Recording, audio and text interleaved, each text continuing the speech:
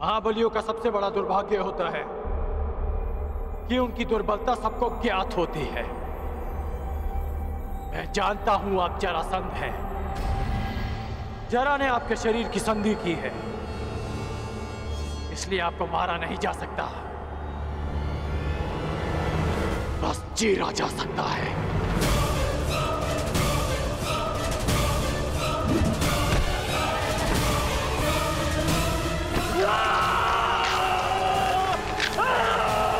रुक जाओ कर,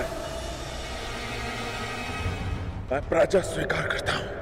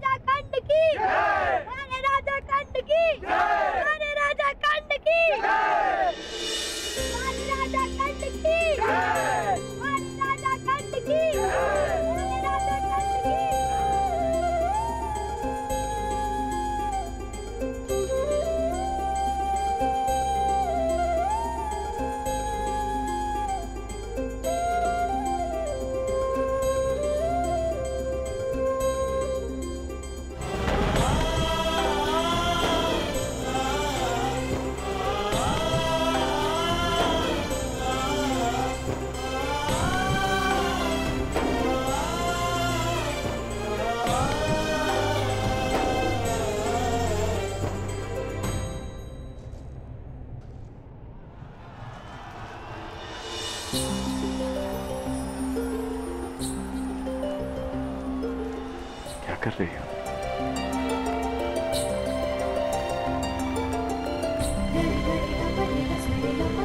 बस जांच रही हूँ कि जिसे अंक का मुकुट पहनाया जाएगा उसका मुख मेरे कर्ण से मिलता है ना, कहीं उसके मुख पर घाव तो नहीं लगे।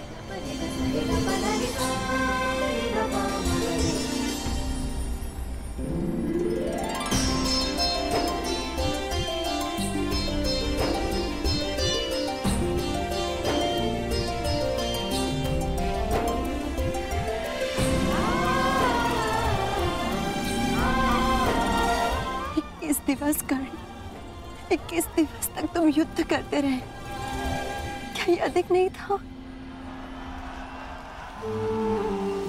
अपने चारों ओर देखो रोशाली, अंगवासियों के मुख पर कितनी प्रसन्नता है आज। इस प्रसन्नता के लिए मैं 21 दिन तो क्या 21 जन्मों तक युद्ध कर सकता हूं।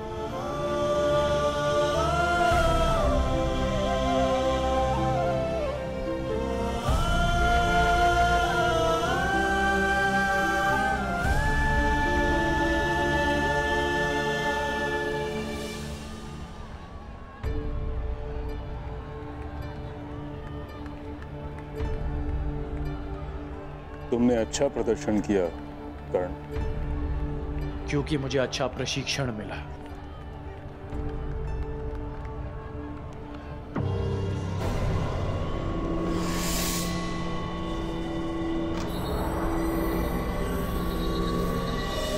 निश्चित रूप से तुम एक विकट योद्धा होगा।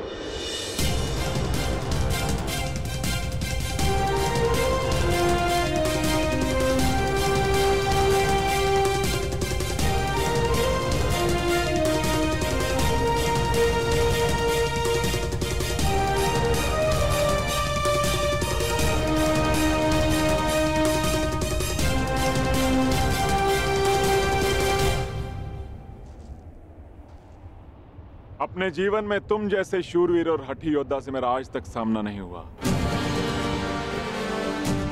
और तुम जैसे योद्धा के हाथों पराजित होना अपमान का नहीं अपितु गर्व का विषय है।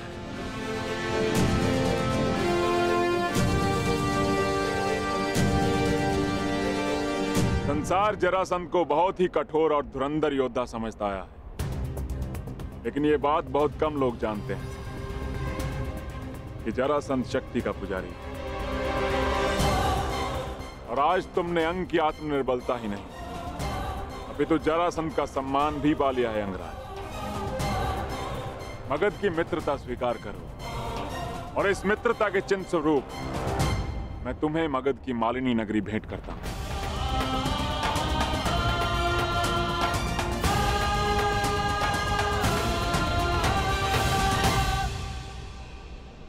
मैं ये स्वीकार नहीं कर सकता मगधराज।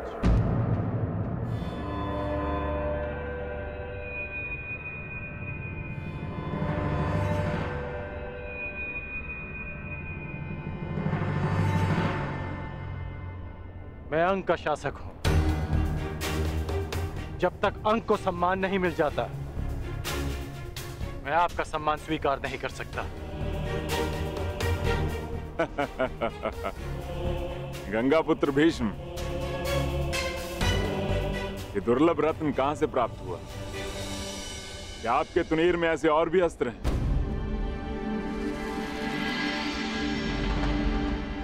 कहिए अंगराज, मैं क्या अर्पण करूं आपको? अंगवासियों को जीवन का अधिकार।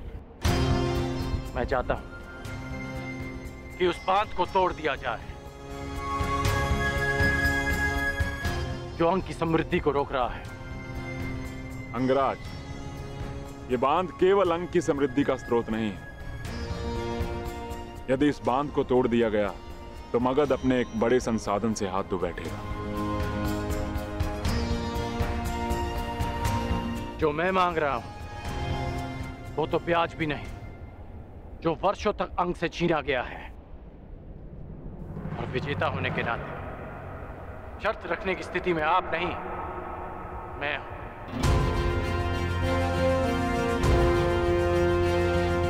धनुर्विद्या के साथ साथ कूटनीति में भी कुशल हो तुम अंगराज।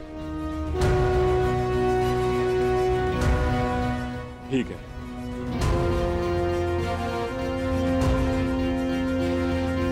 परंतु इस मांग के बदले मेरी भी एक मांग है कि मुझे जब भी तुम्हारी सहायता की आवश्यकता पड़ी, तुम एक बार मेरी सहायता करने अवश्य आओ।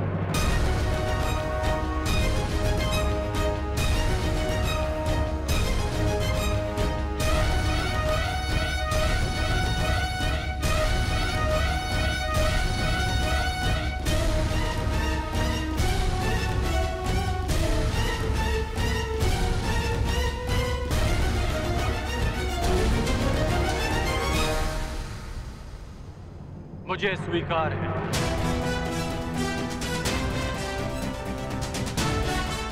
तो वचन दिया मित्र, तुम एक बार मेरी सहायता के लिए आओगे और ये जरासंध हर बार तुम्हारी सहायता के लिए प्रस्तुत होगा। तो आप ये बांध कब तोड़ेंगे? आप इस बांध को गिराने के लिए तुम्हारा केवल एक ही बाण पर्याप्त होगा अंगराज।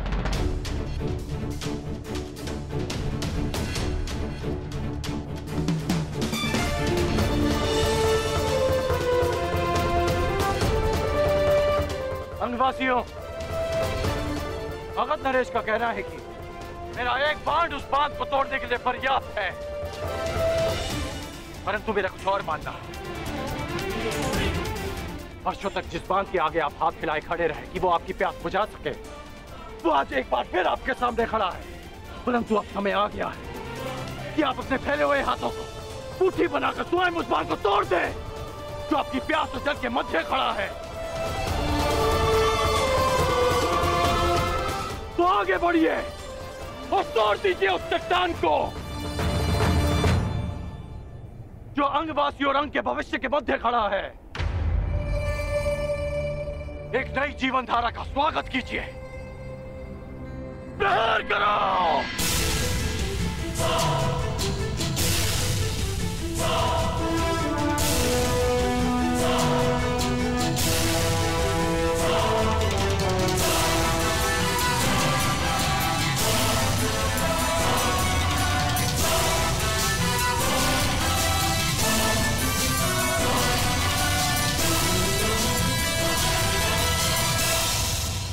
मैंने अपना अनुज और आपने अपना पुत्र खोया, और उस समय हम दोनों असहाय खड़े थे। हम बीते हुए कल को तो नहीं बदल सकते, परंतु जो कल आने वाला है वो हमारे हाथ में है। शोन की मृत्यु का प्रतिकार करने के कई अवसर मिलेंगे मुझे, परंतु ये अवसर आपका है।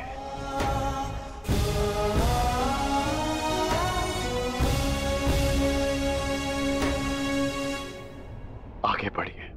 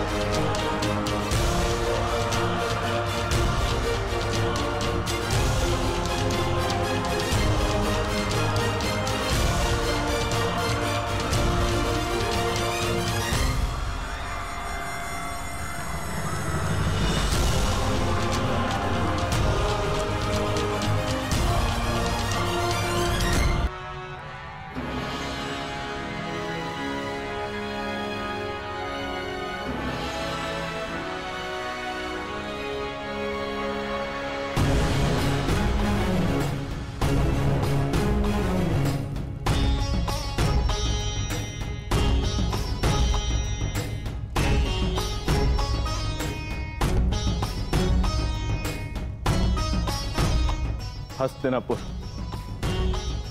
अपने युवराज का स्वागत करता है। युधिष्ठिर,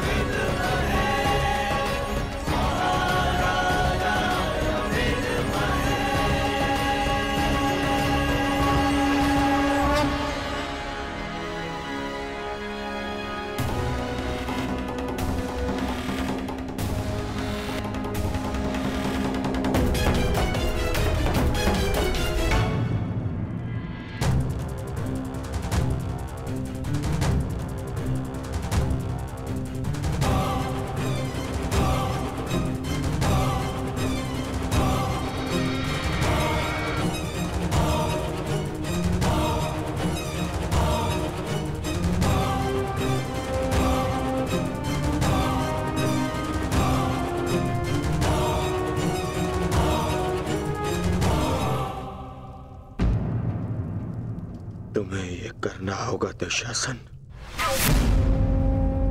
नहीं भ्राताश्री, ये मुझसे नहीं होगा। ये मेरा आदेश है, प्रहार करो मुझ पर।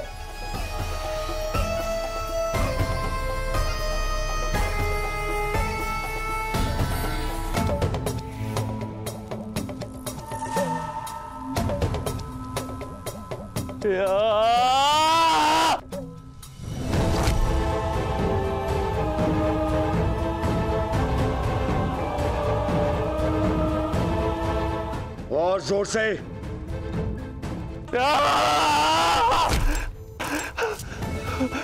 यहां ना आए, यहां मारो मेरे मुख पे।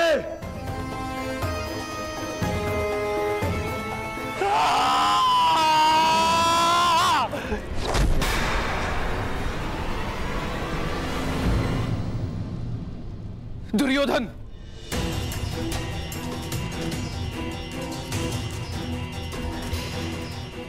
ये क्या कर रहे हो पुत्र?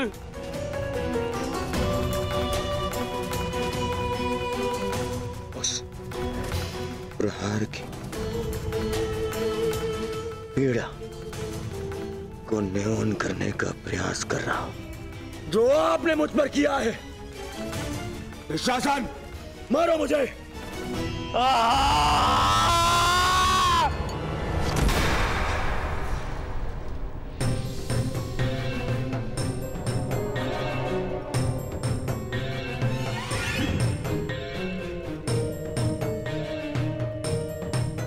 अपने पिता को कष्ट मत दो पुत्र, कष्ट मत दो। मैं तुम्हारी पीड़ा सह नहीं सकता। बोलो पुत्र, क्या चाहिए तुम्हें? क्या चाहिए? क्या चाहिए मुझे? मुझे जो चाहिए था वो तो आपने उस युधिष्ठिर को दे दिया पिताश्री, उस युधिष्ठिर को।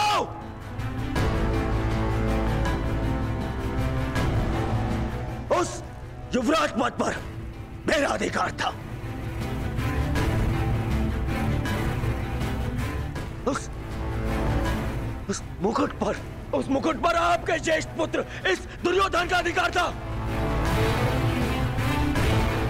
क्यों किया आपने ऐसा पिताश्री, क्यों? मैं विवश था पुत्र, विवश था मैं, क्योंकि पांचाल नरेश को उन पांडवों ने पराजित किया। परंतु तुम व्यथित क्यों हो पुत्र? युधिष्ठिर अभी केवल युवराज बना है, सम्राट नहीं। और एक युवराज को कभी भी, कहीं भी, किसी के भी आक्रमण का उत्तर देना पड़ सकता है पुत्र। युधिष्ठिर को युद्ध में मैं भेजूंगा, मैं। और युद्ध में प्राण तो किसी के भी जा सकते हैं ना पुत्र।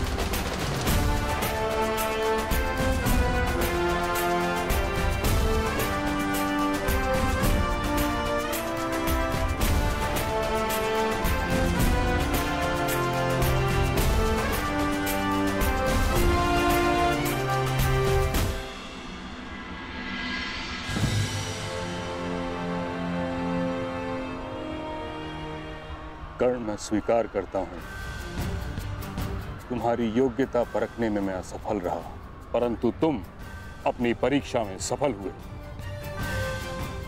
तुमने अंग में परिवर्तन प्रारंभ कर दिया। तुमने सिद्ध कर दिया कि तुम राजा बनने योग्य हो। तुमने अपना वचन पूरा किया। अब मेरी बारी, बारी तुम्हारे वास्तविक राज अभिषेक की।